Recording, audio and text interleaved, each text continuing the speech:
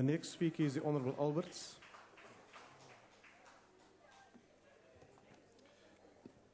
Thank you, Chairperson.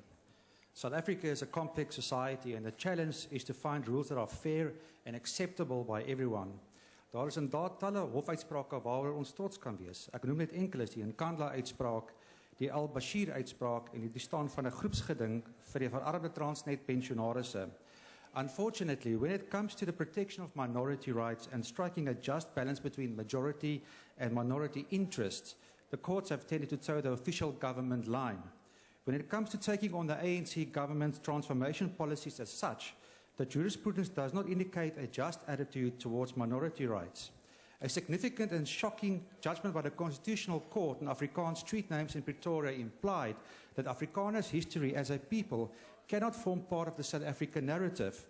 It is incomprehensible how a court can come to such a conclusion when the supreme law on the planet, namely international law, explicitly states in various treaties and international custom that the self-determination of a people is jus cogens, in other words, a law that has universal application irrespective of what a country's constitution demands.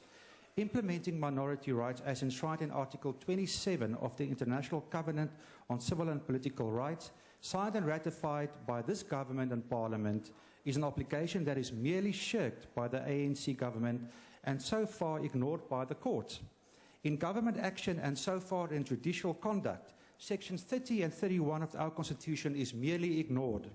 It seems that cherry-picking which constitutional rights to enforce and protect has become a national pastime by the executive in total and the judiciary in certain instances. Die ANC-regering het effektief artikel 9 van die Grondwet wat gelykheid waarborg gekaap deur die uitsondering op daardie reël vervat in artikel 9.2 die hoofreël te maak. Ingevolge die ANC se program van transformasie en verteenwoordiging moet alle vlakke van die samelewing verander word om die demografiese realiteit van die land te weerspieël. Hierdie interpretasie van die gelykheidsreël kom egter nêrens in die Grondwet voor nie.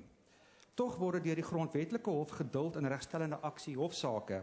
Op sy beurt weer skep dit 'n vrypas vir die ANC om 'n omgewing te skep waar enige organisasie of sportspan 100% swart mag wees, maar nooit 100% wit, bruin of indiër mag wees nie. Dit is eenvoudig 'n wesenlike ondergrawing van minderheidsregte in Suid-Afrika. So in a final instance, we call therefore on the judiciary to build on the great examples of just jurisprudence that does exist and to curb the unjust rollout of ANC government policy that is merely creating new forms of inequality instead of a just new society for everyone. I thank you, Chairperson.